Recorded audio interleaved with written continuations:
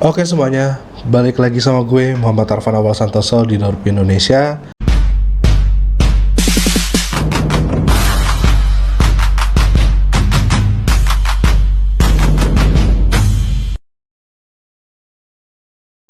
Dan di Dorpi Indonesia kali ini gue bakal bahas tentang remote play. Jadi remote play yang di sini gue bahas adalah remote play PS, teman-teman. Di mana gue menggunakan PS5 dengan mengandalkan WiFi rumah. Untuk spesifikasi WiFi rumah yang gue langganan saat ini adalah intinya bisnet yang up to 300 Mbps, yang dimana kalau gue main dari kamar itu, karena posisi PS5 gue ada di kamar, itu berarti gue cuman dapet mungkin 90-an Mbps ya. Dan baik dari PS5-nya maupun dari device yang gue pakai untuk remote play itu adalah iPad mini 7 ini, teman-teman. Ya, nanti untuk iPad mini 7 ini akan menyusul untuk video lengkapnya ya, untuk user experience kali ya. Tapi karena di iPad mini 7 ini sebetulnya buat main game sangat terbatas.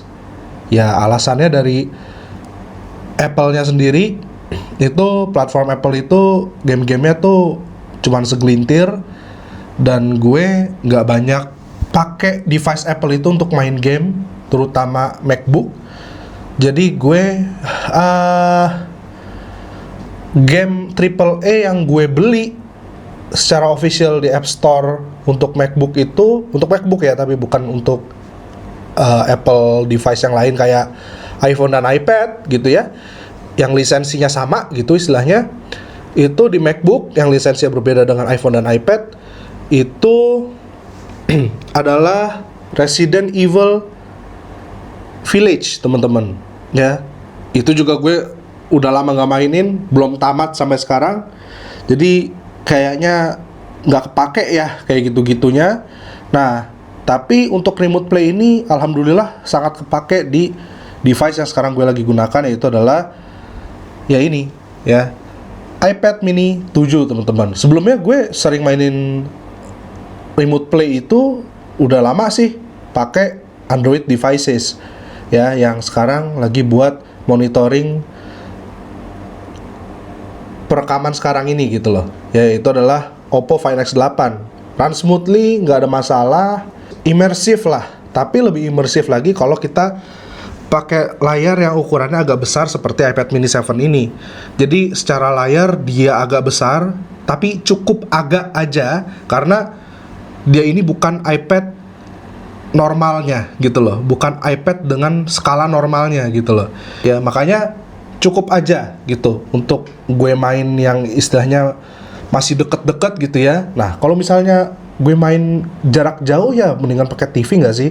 Nah untuk monitor yang gue pakai untuk remote play itu akhirnya gue putuskan untuk sekarang ya menggunakan iPad mini 7 dengan controller langsung dari PlayStation ya, teman-teman. Kenapa gue prefer pakai controller PlayStation? Padahal gue di sini untuk urusan gaming di laptop dan lain sebagainya mengandalkan banget dari controllernya Xbox, teman-teman. Ya. Tapi kenapa gue lebih prefer pakai controllernya PS5? Karena untuk memenuhi hasrat gue gitu ya. Kalau kita bermain game di PS5 itu kan lebih imersif emang pakai original PS5-nya, karena dia itu bakal ini Xbox-nya nih ya. Xbox controller kayak gini. Nah, gue pakai yang PS5. PS5-nya masih di kamar gue ya. Itu kalau pakai Xbox controller kayak gini dia nggak kayak kurang imersif lah, karena ya kan kita mainnya di PS5 bukan di Xbox kayak gitu. Jadi masalah fungsionalnya kurang berfungsi dengan baik gitu. Walaupun bisa-bisa aja sebenarnya, tapi kayak feedbacknya segala macam itu kayak nggak dapetin yang kita biasa dapetin di PS5. Simpelnya sih kayak gitu ya. Nah teman-teman, setelah gue main beberapa lama kemarin tuh, gue main dari sekitar, kita tuh kemarin dari sini jam berapa ya, dari kantor ya? Setengah 11. Gue main dari jam 11 mungkin sampai jam 2 pagi ya, lumayan lama ya. Itu gue main mulai dari GTA 5 Next Gen yang ada di PS5, terus habis itu Jedi Survivor ya, yang Star Wars ya, Star Wars Jedi Survivor. Terus abis itu gue sambung main lagi di The Man Who Erased His Name. Dia kayak sequelnya dari Yakuza, teman-teman ya. Jadi gue main tuh bener-bener sampai jam 2 pagi dan itu sangat imersif. Jadi nggak ada lag-lagan ya, walaupun kita cuma dapetnya 90 Mbps. Kalau misalnya kayak di Steam Link, teman-teman, gue udah coba.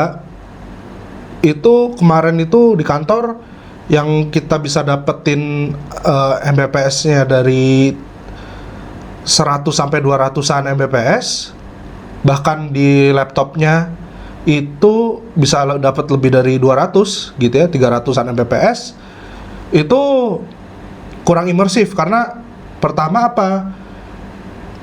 controllernya itu susah. Jadi walaupun kita udah konekin controller Xbox, karena nggak semua game yang di Steam Link itu, ya nggak semua game di Steam lah lebih tepatnya, itu emang cocok nih menggunakan si controller gitu loh.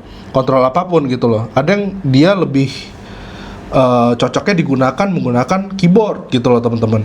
Nah, jadinya kurang tuh di situ ya, kurang ininya. Kalau misalnya kita dari PS kan nggak mungkin PS ada ngeluarin game yang harus dimain pakai keyboard. Ya, pasti supaya pakai menggunakan controller PS5, teman-teman. Jadi makanya lebih enak aja aksesnya, dan ternyata untuk stabilitasnya juga lebih stabil, teman-teman. Kalau waktu di kantor ini gue cobain main game PC itu dari Steam Link, itu masih ada ya semacam FPS drop, stuttering segala macem ya. Di konsol PS5 gue nggak nemuin sama sekali. Gue belum coba yang PS4 ya, mungkin nanti bisa dicoba nih yang PS4 ya gitu. Tapi untuk PS5 jempolan, ternyata sesiap itu untuk remote play-nya. Gak heran PS5 ngeluarin device khusus untuk remote play-nya. Tapi menurut gue daripada beli kayak gitu, mending lu main pakai device yang ada di rumah, termasuk iPad mini 7 ini yang harganya juga sebenarnya nggak begitu mahal ya, walaupun sama PlayStation yang khusus untuk remote play itu bisa dibilang harganya jauh sih, cuman kan kegunaannya juga jauh gitu loh, teman-teman. Ini bisa digunakan untuk hal yang lain juga, produktivitas yang lain, nggak cuman masalah main game gitu loh. Nah, makanya itu catatan juga ya, jadi catatan juga daripada lu beli produknya PlayStation yang khusus untuk remote play, ya mendingan lu beli iPad aja dengan harga yang nggak begitu mahal gitu ya, atau ya apapun kayak tablet, tab gitu ya. Karena untuk remote play sendiri yang penting lu koneksi wifi-nya bisa bagus, konektivitas bagus, dan memiliki layar yang oke lah gitu.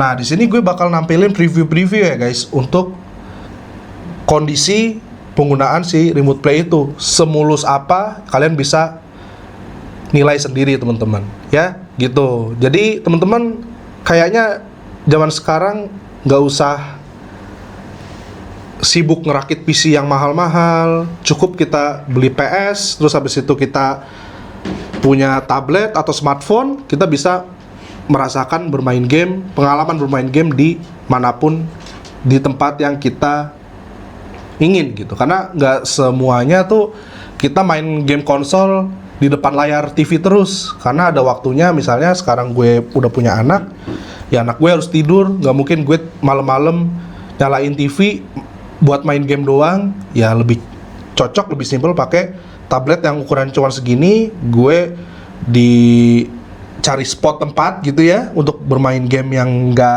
yang jauh lah, yang cukup jauh dari anak gue tidur ya, itu gue tinggal nyalain monitornya aja, konekin ke PS-nya, tinggal pakai controller bawaan PS5, udah selesai kayak gitu aja. Jadi teman-teman, gokil ya, gue bener-bener takjub sama pengalaman gue bermain game remote play dari PS5 ke device seperti iPad ini teman-teman. Ya nggak cuma iPad, kayak kemarin-kemarin tuh ya Android devices sih kebanyakan. Kayak gue dulu pakai S24 Ultra, smooth banget ya, running smoothly juga. Oppo Find X8 ini juga ternyata running smoothly, dan juga iPad mini 7 ini juga running smoothly. Jadi teman-teman, kalau untuk detail gue bisa bilang di iPad ini detail lebih kerasa karena ukuran layarnya juga beda gitu loh teman-teman. Sebenarnya kayak kemarin-kemarin gue main secara mobile, ini beneran mobile menggunakan smartphone gitu ya, kayak Galaxy S24 Ultra ini yang dulu beberapa waktu itu sempat gue punya, itu juga gue bermain game yang cukup kompetitif, yaitu adalah MotoGP 24 teman-teman. Itu juga running smoothly banget, nggak ada gejala lag-lag yang gimana-gimana, pokoknya perfect lah semuanya ya, nggak pernah tuh tiba-tiba ke disconnect.